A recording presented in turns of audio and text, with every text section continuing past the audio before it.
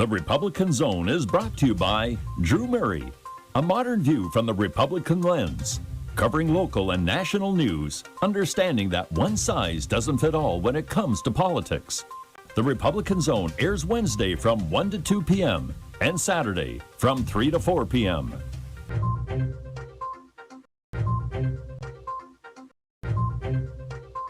Good afternoon. You're listening to USLA Media and the Republican Zone. I am the host, Drew Murray, and I am not here in studio, but I have as my guest the host of Voices for Change, Leslie ACOSTA. So I don't have anybody in studio, so I have to look at the camera, right? Which is going to be weird for me. Well, that's. So I don't know if I'm going to do a good job at it. You always do a good job. But I'm normally looking at somebody. I can't now. Now I'm just looking at a camera.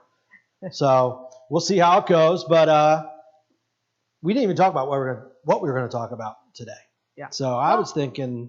I think there's a lot to talk about. Well, I want to talk about the Georgia voting law. Okay.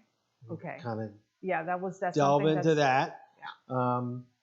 We always can talk about my favorite topic is the district attorney, the race, and my favorite district attorney, Larry Krasner. But we've done that a lot. So I do want to hit on the Georgia voting laws because it's gotten obviously a lot of press. Major League Baseball has pulled out of the All-Star game in Atlanta, which I completely disagree with. No matter what side of this aisle you fall on, I just don't think Major League Baseball or any sport should really delve into politics like that. But it is a controversial law. It is probably one of the most restrictive laws now in the nation. And we can talk about mail-in voting because that's really kind of the crux of it. And we can talk about that specifically in Pennsylvania because Pennsylvania with Act 77 just a couple years ago went to no excuse mail-in voting.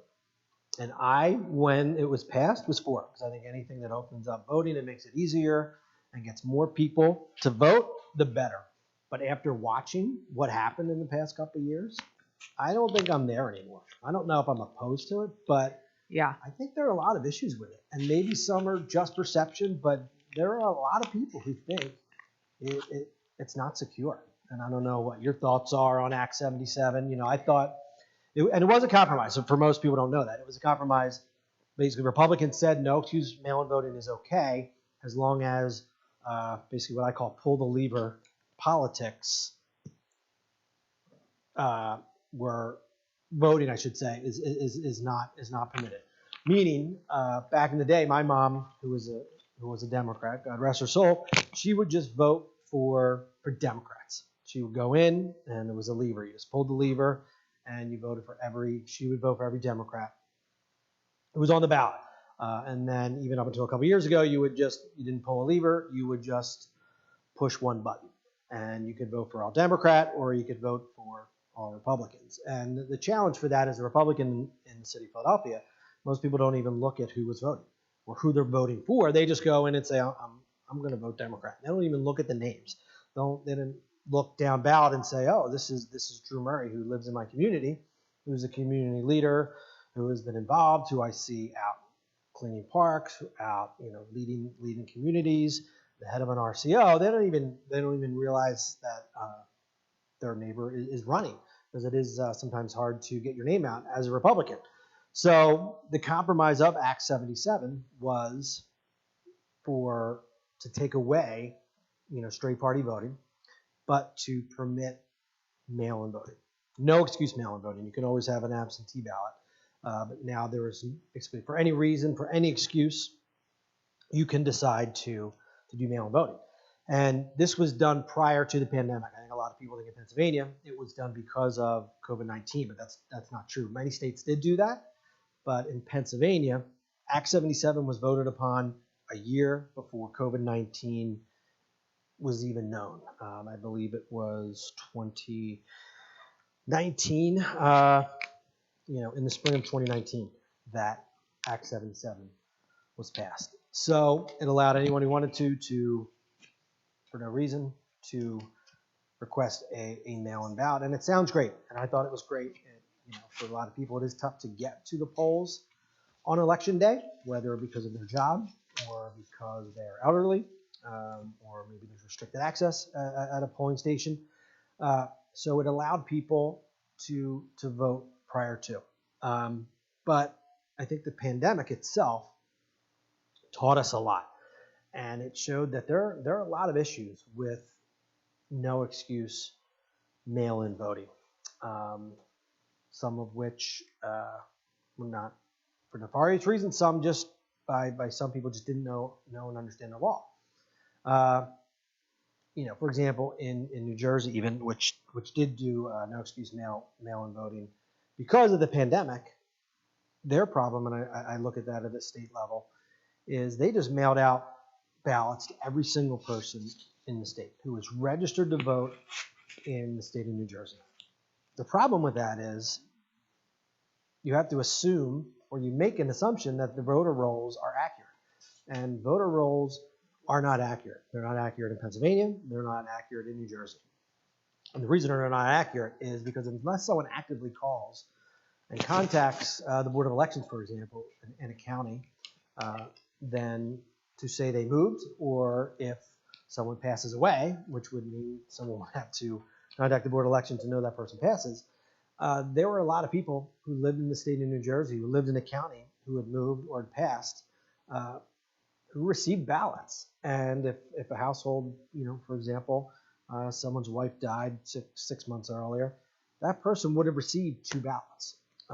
Now, most people would just take the second ballot that they were not supposed to receive, and they would just discard it. But it opens up, the possibility of people voting more than once.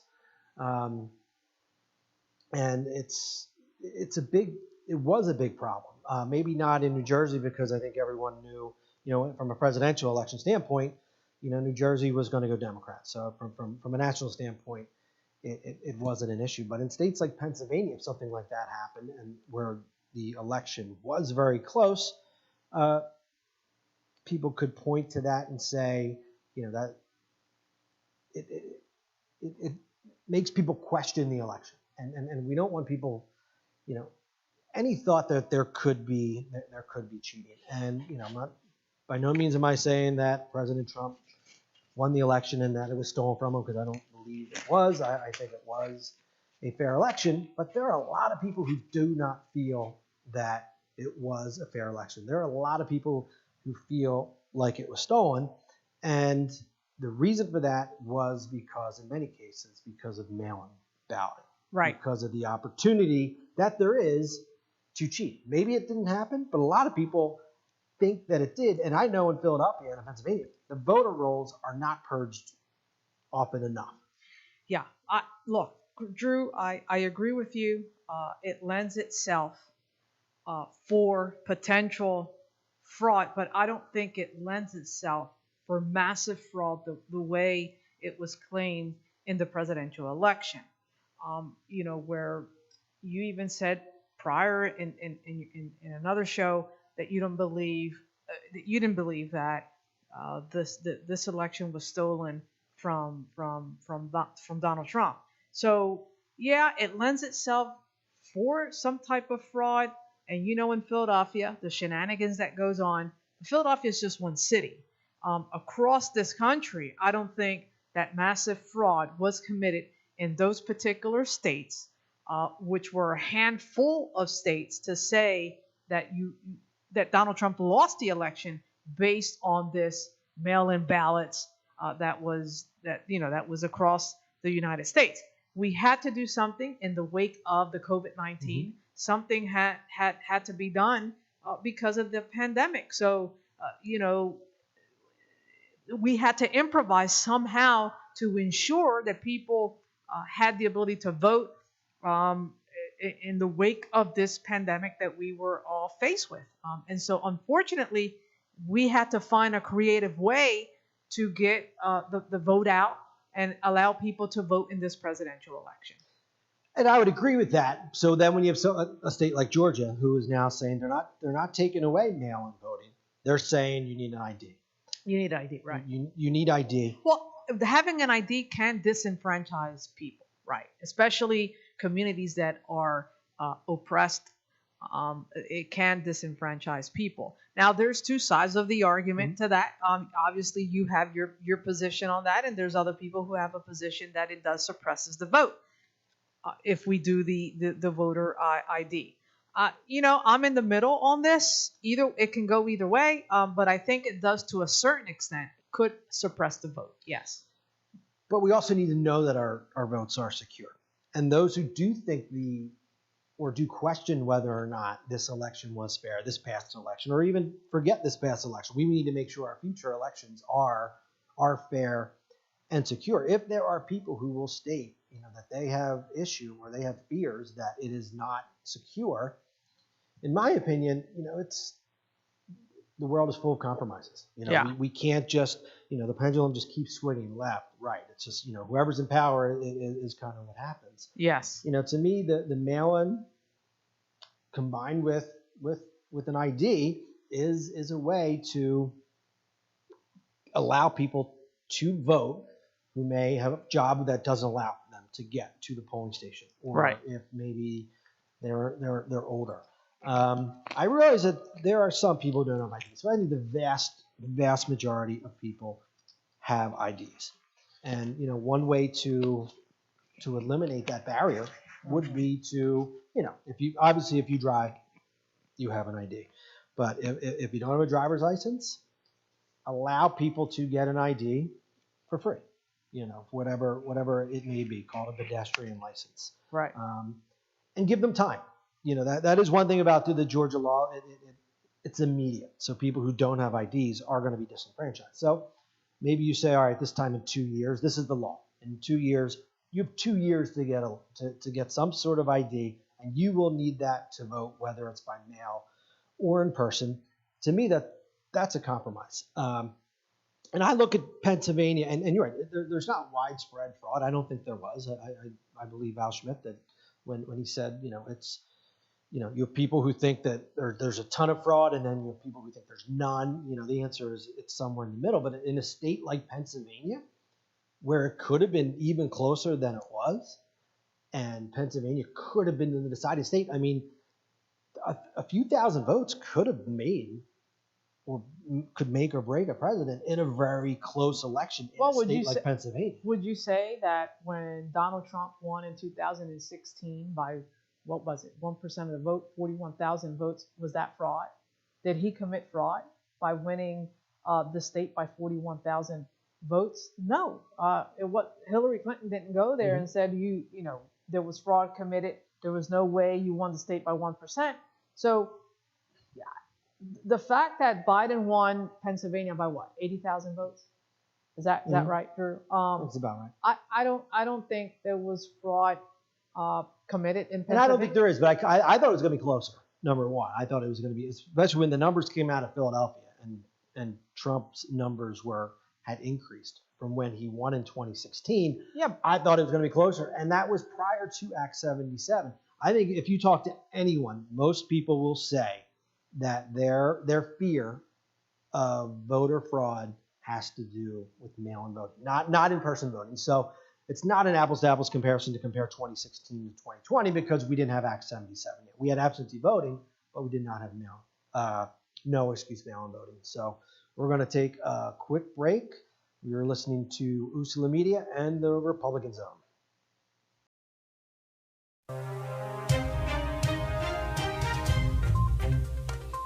The Republican Zone is brought to you by Drew Murray, a modern view from the Republican lens, covering local and national news, understanding that one size doesn't fit all when it comes to politics. The Republican Zone airs Wednesday from 1 to 2 p.m. and Saturday from 3 to 4 p.m.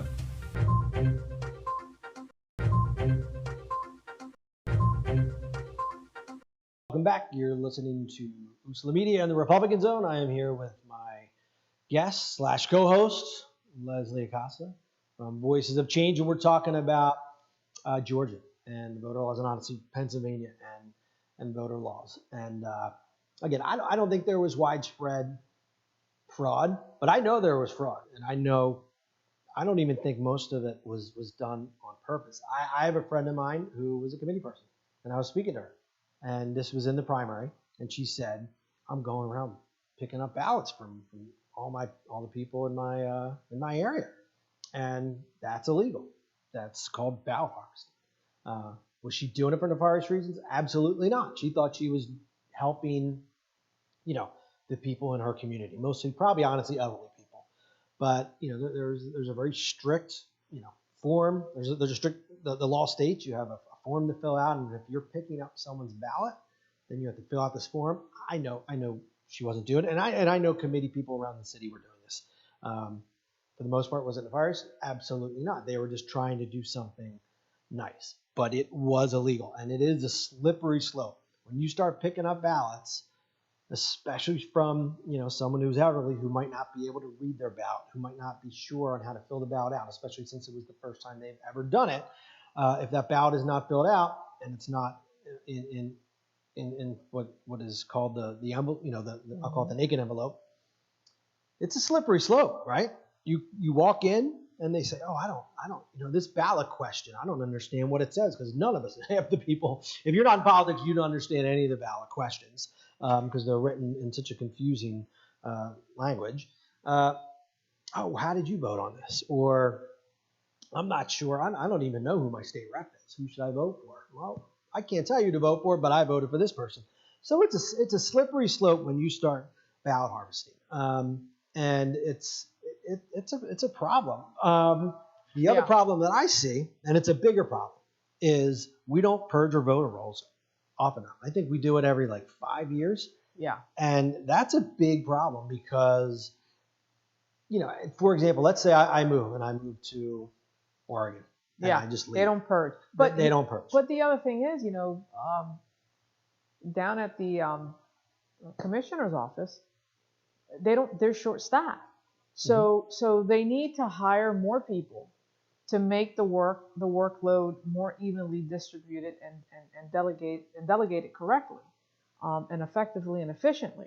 So if they're not doing that every 5 years, as you mentioned, then they need to find and come up with a strategy to hire more people and pay people to do this.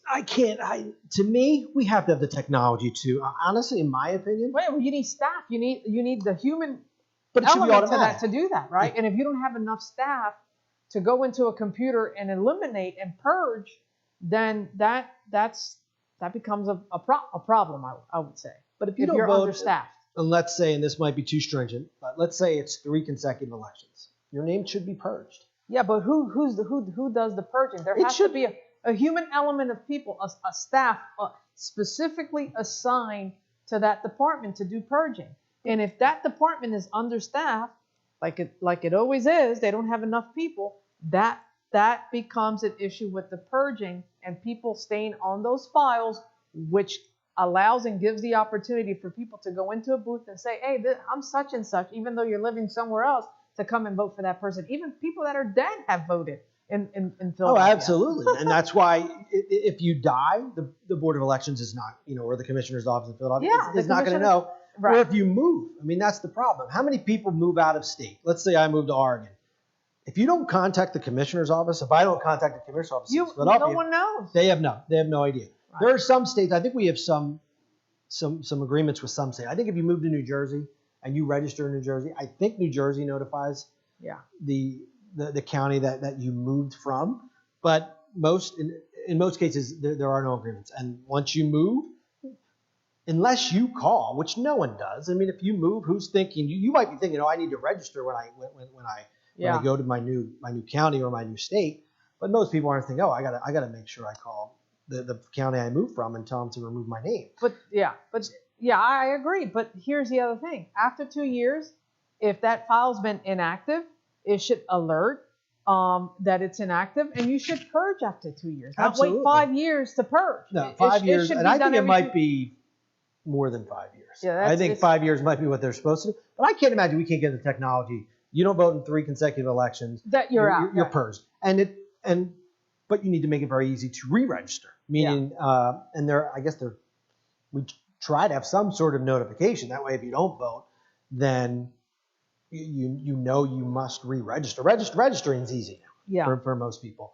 But I think that's a problem. And another problem that we saw in Pennsylvania, I think a lot of people don't understand, we can't start counting until election day. And Republicans got slammed on that this year. But there's a reason we can't start counting until election day, because unless you change when the deadline is to a month ahead, Yeah. then you really can't vote, because these books that are at the polling stations are printed weeks ahead of time. So if you apply just a couple of weeks before the deadline or the actual election day, your name is probably going to be printed in that book, which means on election day, you can probably go, and unless someone catches it, then your name, you could vote that day, and you can never pull a name back from a polling station. You can't pull your vote back, right? You could go into the ballot that the person mailed in and rip it up, as long as it wasn't opened, and as long as it, because once it's open, the ballot, that's what people understand. Once it's open and you pull that ballot out, there's no marking on there whatsoever on who the voter is. So once that's opened and pulled out, and that's why they call it, they have a naked ballot. If you don't have that envelope inside, then that vote is supposed to be discarded, because then you do know who the person is voting, and the person counting the votes is not supposed to see that information. So that's why you can't vote until the day. You can't count the votes until the day of, unless you really push up the deadline for mail-in voting, which I think maybe they should do. Yeah. It should be a month ahead of time, but then... Well, they did it 15 days prior. Before it was 30 days. Now you can do it within 15 days. Yeah, and I think it should be 30 days. 77. Yeah, it should probably be 30 days. But there's a challenge there, because they have to have, in between petitions, when you have to get your petitions completed, and then there's a period that I think it's a week where someone could challenge it. And then if they are challenged, oftentimes the commissioner's office in the city of Philadelphia, they might not have the ballots completed yet. Yeah. So it's a small window. It's a huge undertaking. 1.5 million people in the city. Mm-hmm. It's a lot.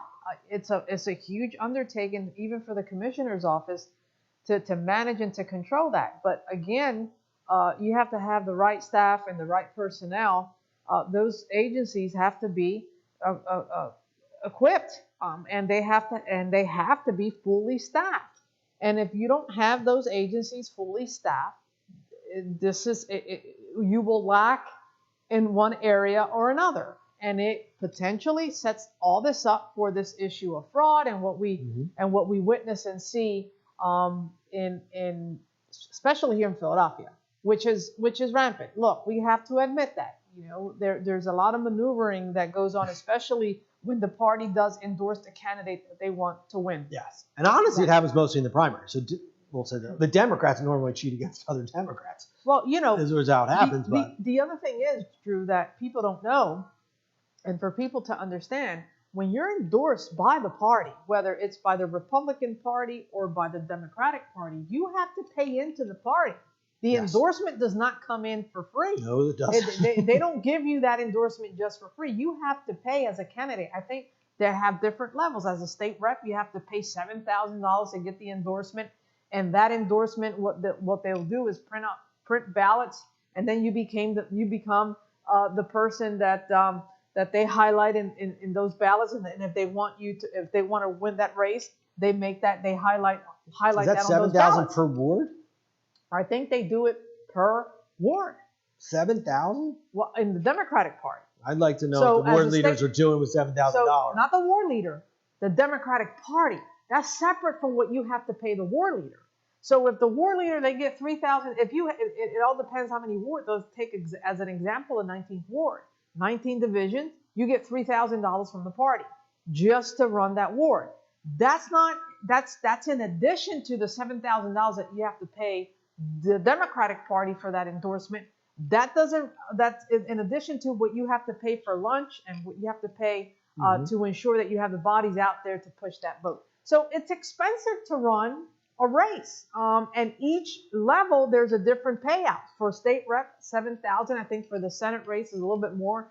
And if you run a congressional or Senate, a statewide race is much more. So there is money to be paid if you want that endorsement. So state rep, You're telling me I don't you know have to what pay the Republican $7,000. Oh, the Republicans don't pay that much. I know that. $7,000 to the Democratic City Committee, It's between $5,000 and $7,000. Yes. and then I know in the 182nd there are 3 different wards. Yeah. So you're saying it's 7 and then 9. So you're paying approximately $16,000. Just to cover those expenses, for the endorsement and to ensure that the war leaders are getting their pay so that they can pay the committee people. Does that get the committee people out in the street? Well, sometimes it does not, and you still have to hire people to run those divisions and those polling places, and then you have to go back to the war leader, and if the war leader says no, you have to give me, as an example, 10,000 or 15,000 because I have to pay. You have war leaders that they want you to pay them the entire money for them to put the bodies out there. So this is a mafia that's run here within the Democratic and the Republican Party. It's money. We don't do that much money here. Well, but you have to pay. You have yes, to pay. You have to pay for endorsements. I did not pay for anything in my race last year, but that was a different race. That's a different race. That was a race that kind of the ward leaders came to me and said, "Will you run this? Will you run in this race?" It was an impossible race to win. So they didn't really ask me for money. But I question what, and that's for state rep. City council is a whole nother animal. And the money that I know that people who ran on the Democrat side a couple years ago in 2019, the money was you insane. spent over 200,000 on a city council seat race. So I'd like to know, and this is a different subject, what are these ward leaders doing with all that money? Because it's the city council. There's going to be, you get your district person. May, if it's someone like Council President Clark, he's not normally running against anybody, but you're getting your district person, you're always the at-large, you're endorsing probably 5 at-large candidates as Democrats, and then you have your mayor. They are getting an enormous amount of money. Of course. And I know how much it costs to print those ballots, and it is not that much. Yeah. And, listen, Drew, the bottom line is we can't be novice when it comes to this. It's a money-making business for these leaders. And it should be. And I don't think it should be a money-making business. It is. You got to get people out in the street, and that's hard. Look, it's hard to tell someone they got to be at the polling station. And that's fine. And that's fine. But when you're overcharging the candidate money in an excessive amount, that is outright shaking people down for money so that you can make a profit out of this. And the war leader position the makeup of it is not to make a profit off people. So that's why, when these judge races that are now running statewide, they have to pay over $100,000 just for the endorsement. Sure. What the hell are these people doing with all this money? I would love to know what the Democratic war leaders are doing with the money that I know. As Republicans in the city, we don't get. So that's just a gig. And these elections, they run every 6 months, 3 months to 6 months. You have them twice a year. Yeah. So you're making a living being a war leader. That's why being a war leader is a hot in the Democratic Party is something that's very heavily sought by people that know the political game, because you make money out of this. All right, we're going to take a quick break. You're listening to USLA Media and the Republican Zone.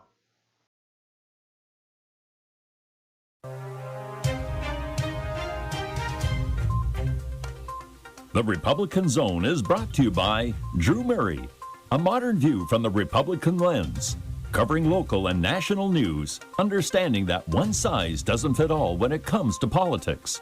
The Republican Zone airs Wednesday from 1 to 2 p.m. and Saturday from 3 to 4 p.m.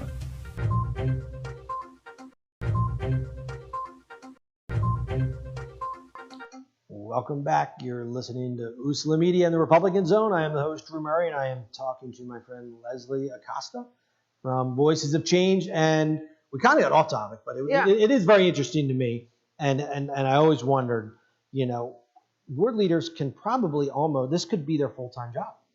That's a sweetheart job. That's a sweet. I'm a Republican ward leader, and I tell maybe the city council races we might get money, but that money is not much. It is paying for that is truly just Paying for the lunch. paying for the printing, For the- maybe getting for some the what foot soldiers out foot there. soldiers for the committee people. Seed money. Seed money, or walk around money. But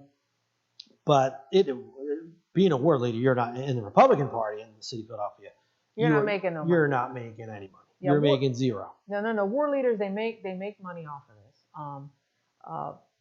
And I can tell you, it's a money making business for the war leaders. And so, and it shouldn't be that way. I mean, obviously, like you mentioned, you need to put bodies out there to get the vote out. That's understood.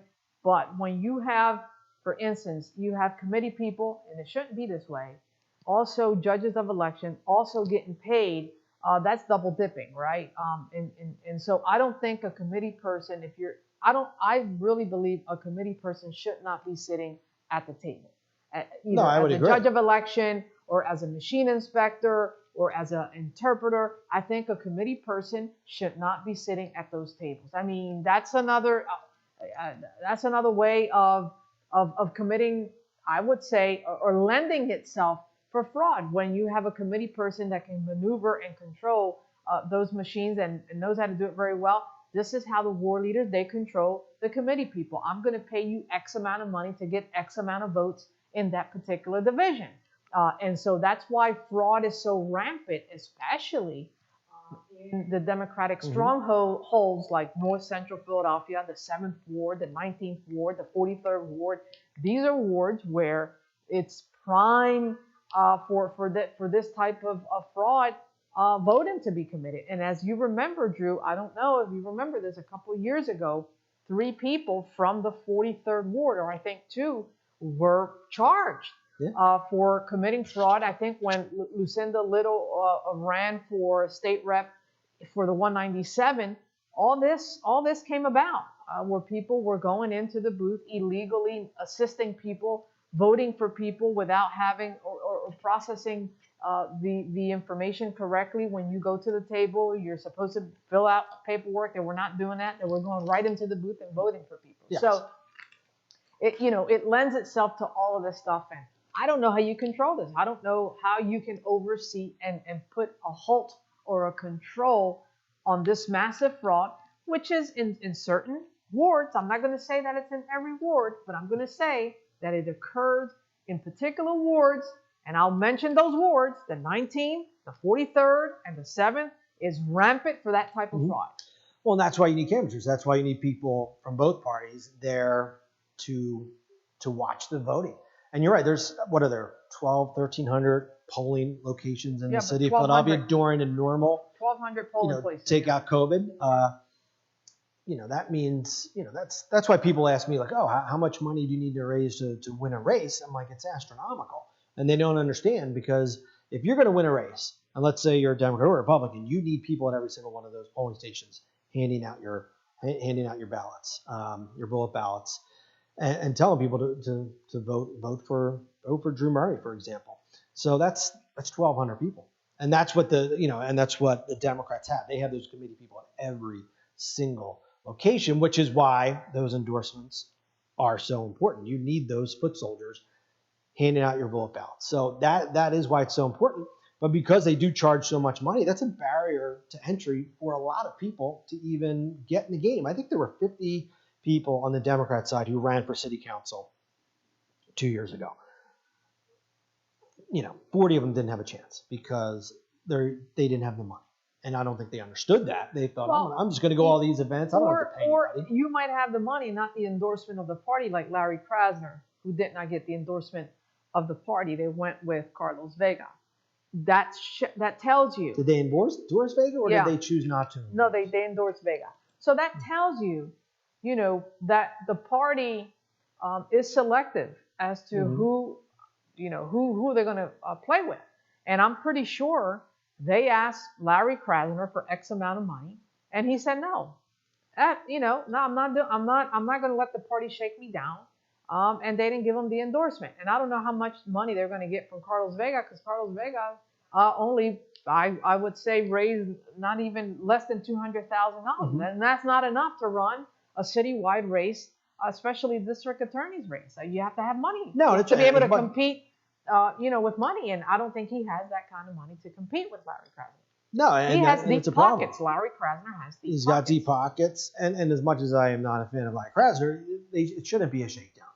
The endorsement itself, it's going to come with money, and it does cost money on a ward level and a city committee level to endorse candidates. It's not free, but the amount of money they were asking, or they do ask, is astronomical. And I'll be honest, once you make an endorsement, if it's truly fair, then the party itself, the Democratic Party, has plenty of money in the city of Philadelphia.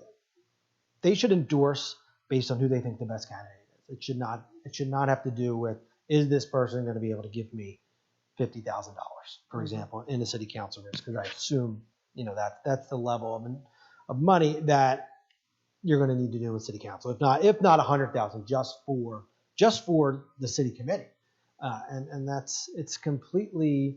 it's unfair, and it also makes it so difficult for kind of outsiders or non-incumbents to come in, because it's really hard to raise money. You know as well as anybody how hard it is to raise money the first time you've ever run in a campaign. I raised $50,000 the first time I ran, and people were floored that I was able to raise that much money, and it was hard, and it wasn't enough, to be honest with you. I mean, I needed to raise more money, but it's extremely difficult. Yeah, and to raise especially money. as a Republican, to just raise $50,000 and you're running against an incumbent like Brian Sims, who has over $100,000. Well, that was for city council. I didn't raise $50,000 for state rep. For the state rep seat, you have to be able to compete.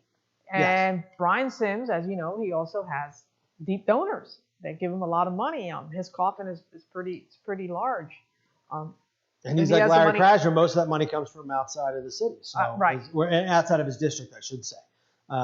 And that's another issue I have with Krasner and a lot of politicians in Philadelphia who get money outside of the city. I think elections should be decided by the people who live in the city, who live in the district.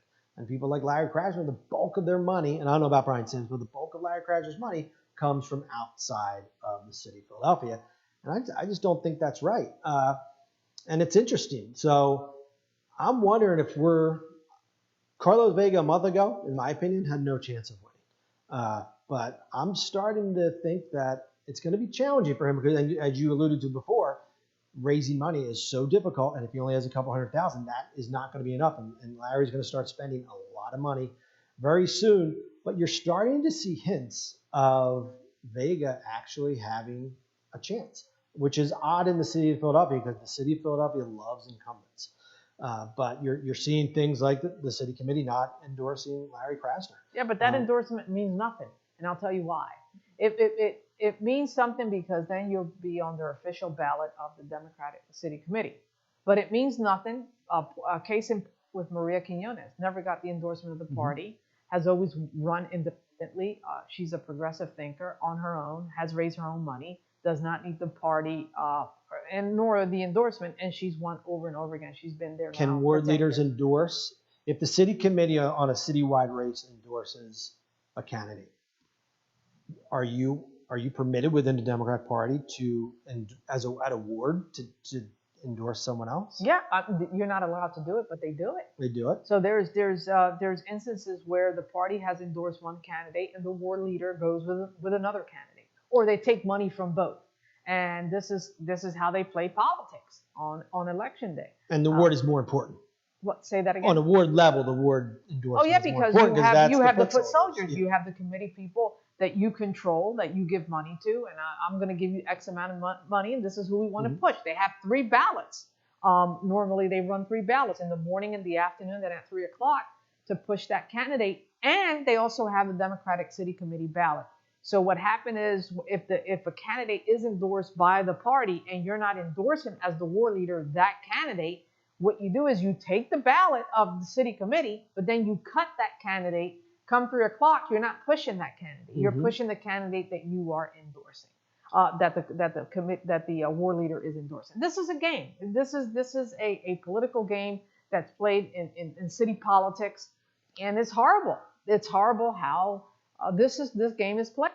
And you have to have the ability to, if you want to run for public office in Philadelphia, you have to pay to play. This is how you have to run your races, and it's unfortunate, but that's a reality. No, absolutely. And the one thing I'm starting to see in the Krasner Vega primary that surprises me is the Philadelphia Inquirer is really starting to publish a lot of articles that are not favoring Larry Krasner. And I'm curious to see if they're going to endorse a candidate.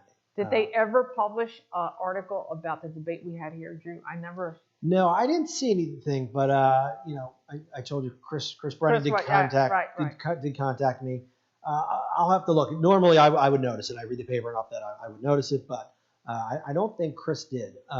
My guess is if they were all here at the same time and we did have Larry, then he would have written a story about it. But I didn't see anything. But they are writing. When I say they, the Inquirer is writing some articles that are not putting Larry Krasner into a good light. And they're really highlighting the fact that under his regime, that violent crime and murders have increased, even outside of the pandemic. And then there was even a political cartoon, which I couldn't believe, that they would put a political cartoon out. I think it was yesterday, which really made him look bad. That basically said, Larry Krasner shows Larry Krasner sitting at a desk and putting the blame on the increased murder and the increased violence in the city of Philadelphia on every single person or every event. He said it was the pandemic. It was, over incarceration. It was the joke was it was the Flyers defense. It was everybody's fault with the exception of Larry Krasner. I'll tell you what, that's unfair. I've always pushed back on this. That wasn't my opinion, Leslie. Yeah, but you got even the Inquirer, but that's your opinion too. That the crime rate has increased under the regime of Larry Krasner. Oh, that's not an opinion, Leslie. Yeah. That is a fact. No, it's not a fact, and I have to push back on that. That's not true. We cannot put all the blame on Larry Krasner for the increase in crime. The increase in crime in Philadelphia there's been a trend in the crime, and part of the issue, I just can't put all the blame on Larry. I put the blame on Harrisburg, on the legislature, on the policies that the legislature has refused to enact and pass sensible gun law legislation statewide. So we have to put the blame. The blame has to go around everyone that's involved in this issue, trying to control. But the gun laws aren't a variable. They're the same. They're the same they were in 2016 or 2017. But they have to change. If we want to contain, if we want to prosecute, if we want to enforce laws, we've got to change gun laws in Pennsylvania. That's a given. We just can't continue and the way that we're living and not change the laws. And I've talked about this over and over again here at USALA and on Voices of Change. Gun laws must be at the forefront of this issue. I think we need to, for example, increase penalties or increase incarceration for straw purchases. I think absolutely. When you're looking at someone who's purchasing, because most guns in crime are used, or the guns are illegal. So they obtain straw illegally. Purchases, absolutely. If you buy a gun for someone else and you're caught, you're in jail for a year, in my opinion. Not a year. They should enforce serious penalties. If you're caught with, I think being in jail for a year is a pretty serious penalty. I'm just saying, I just think that there has to be a coordination of all services and all city agencies at local level, state level, and even federal level. And in order, we cannot just put all the blame on Larry. I just don't think it's fair to put the blame of increase in violence in our city on Larry Krasner. That's just my opinion. Well, we'll come back in a minute, and I will tell you why we can blame most of it on Larry Krasner. You're listening to USALA Media and the Republican Zone.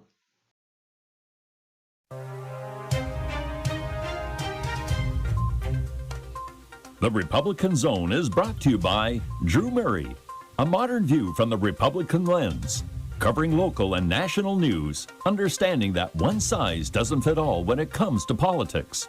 The Republican Zone airs Wednesday from 1 to 2 p.m. and Saturday from 3 to 4 p.m.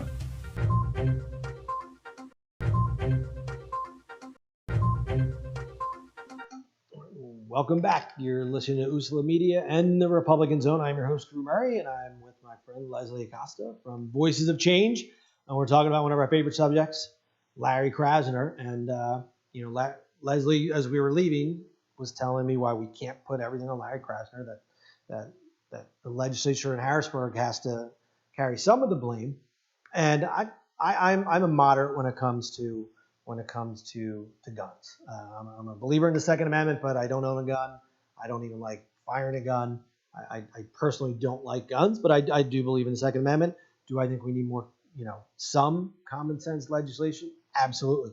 But nothing has changed in the gun laws since 2017. So to me, when you look at the city of Philadelphia and you look at the increased murders, the 499 murders in 2020, and we're already on pace, we're 25% ahead of where we were in 2020, which was the most murders in 30 years. You got to look at the variables. And the gun laws, nothing's happened to the gun laws. They haven't become less restrictive. Poverty has actually decreased. Take out the pandemic. I'll even take out the pandemic and not even count. Poverty has not decreased, Drew. Not in Philadelphia. I don't know where you're getting those stats from, but poverty has increased in the city. No, not when you. I'll Google it and I will give you the numbers. We'll take out the pandemic. From the first 2 years that Larry was in office, when he took over, it was 25%, which is a lot. It is the highest of the large big cities in the United States. But it went down. It went 25 in 2 years. It went from 25 to 23. Admittedly, still a high number, but it's decreasing. So if there's a correlation between poverty and crime, and I think there is, then you would think that murders and violent crime would have decreased. But they didn't. And the reason they don't is because Larry Krasner does not convict criminals. When he came in, he said, I'm a public defender with power now. It doesn't. He has no desire to put people in jail. He wants to empty the jails. And I don't think that's true. I think it's absolutely. I push back on that. No, I don't think Larry Krasner. But he has a passion. He has a passion for people, passion for service, passion for criminal justice reform. This man has been able to release people from prison that should have never been in prison from the jump start. And there are a few, and that's fine, and I'm perfectly fine with it. If you're wrongly incarcerated, we got to give credit where credit is due. But to put the blame, and I'll push back on this, on Larry Krasner for the increase of our crime. Look, this has been going on for a long time in our city. We're lacking leadership. But we're not talking about the crime level in the city in relation to, is it too much? We'll say it's always too much. We're talking about the increase specifically related and in correlation to the time that Larry Krasner has been in office, and violent crime has those are facts, Leslie. You can't. But you can't. The violent crime and murders just haven't. Because he's been in office, So that could have happened under someone else's regime.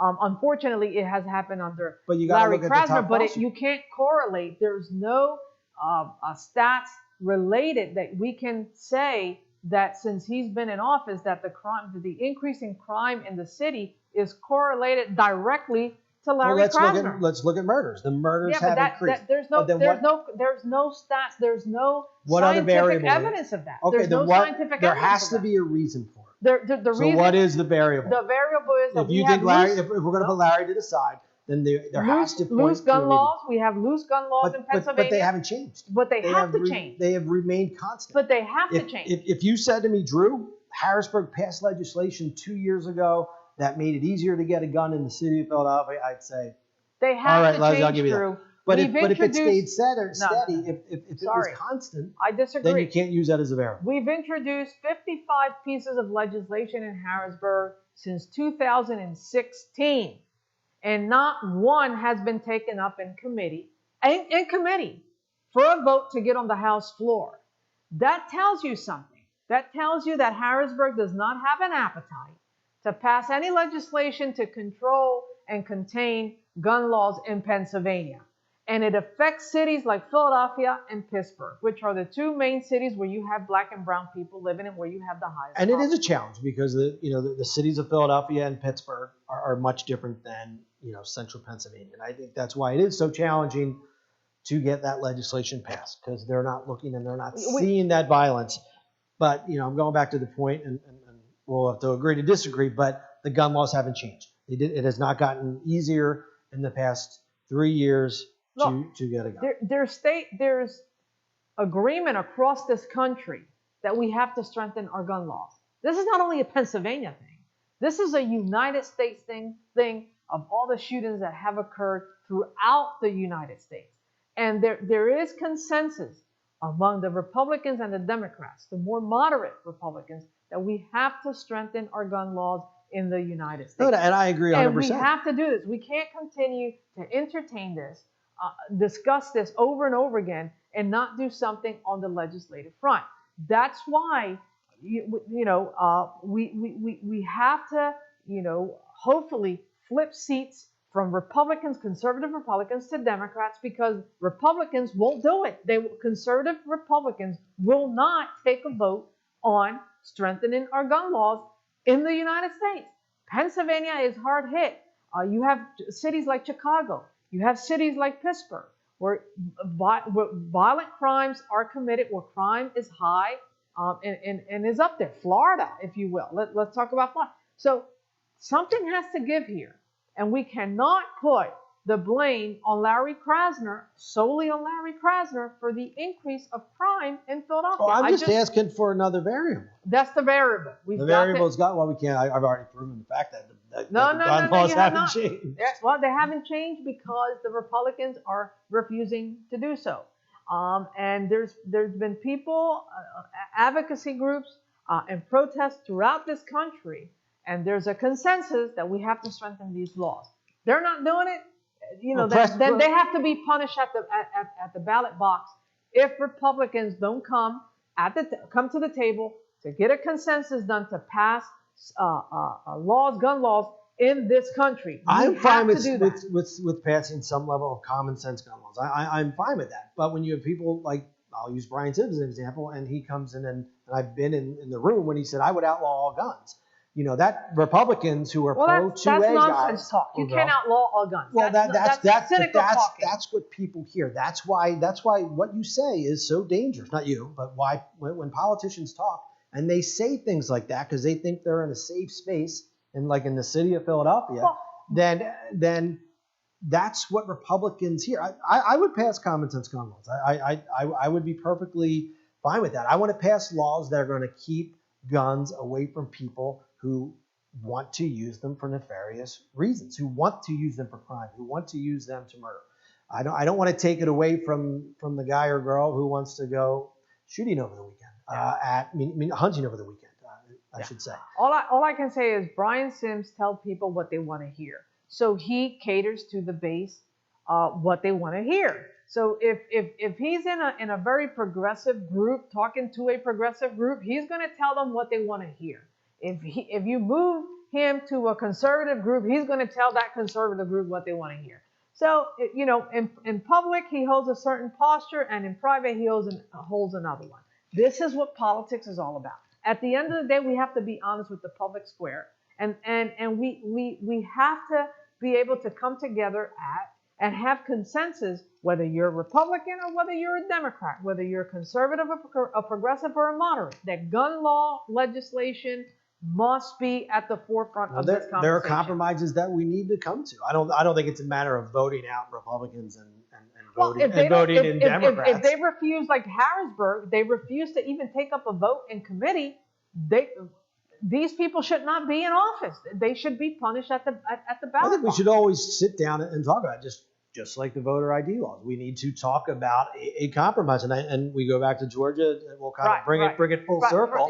Is we need compromises, and the compromise that the Republicans are getting killed for was, all right, if we're going to have no excuse mail-in voting, we just want an ID, and Democrats are freaking out to the point where they're Major League Baseball is pointing out, and that's the problem. We need to compromise, and it can no longer be, it's our way or the highway, and that is what I believe is happening right now in many ways. Well, voter ID suppresses the vote. When you get into states like Georgia, as you know, there's been voter suppression there for years, and so of course there has to be compromise on both sides of the aisle on this, but that's a tough issue, and that's a tough challenge to get across the finish line to talk about this ID thing. It's going to be a tough challenge for everyone if it becomes a law of the land. All right, so we're out of time. I want to thank you, Leslie, for coming on. You're listening to Ursula Media and the Republican Zone with your host, Drew Murray. Thank you for listening.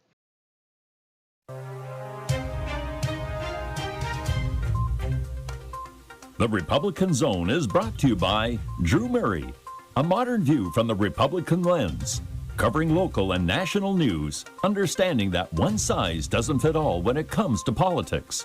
The Republican Zone airs Wednesday from 1 to 2 p.m. and Saturday from 3 to 4 p.m.